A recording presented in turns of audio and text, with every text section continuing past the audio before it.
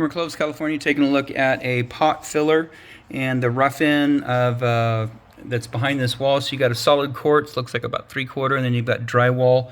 I did take a static picture, but you can see back inside just a standard wing L. So it looks like a wing L that goes up to, that looks like maybe it's even a shark bite fitting for some reason.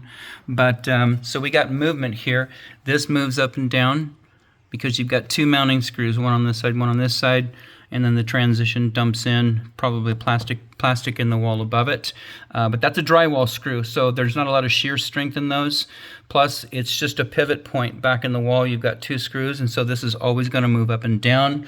Of course, most pot fillers, they do telescope in and out, and by the time you get this pot filler 2 feet off the wall, that movement is exacerbated up and down. And so would have preferred to see some rigid screws in there, some larger screws. Also, they do make a wing L that's made for pro press fittings, so you would have solid copper and then a block here. Probably not even necessary, but you could put a couple straps on the copper.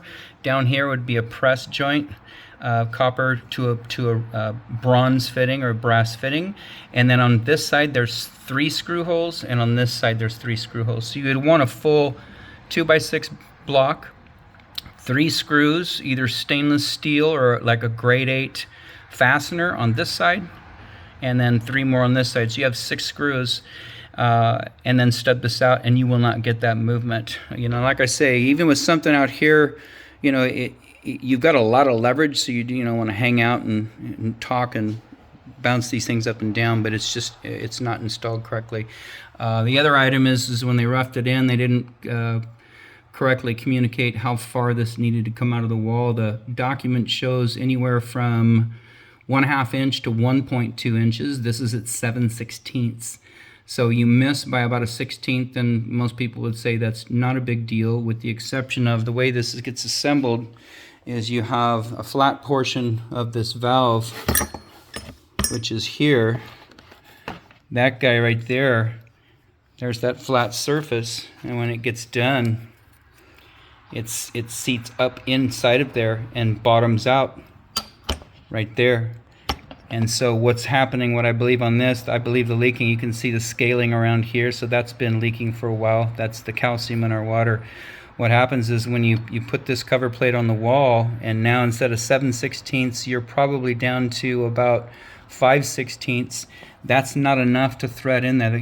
This is probably 3/8 to a 1/2 inch deep, and you need to be able to spin this around and tighten it until it seals with the Teflon and the pipe dope.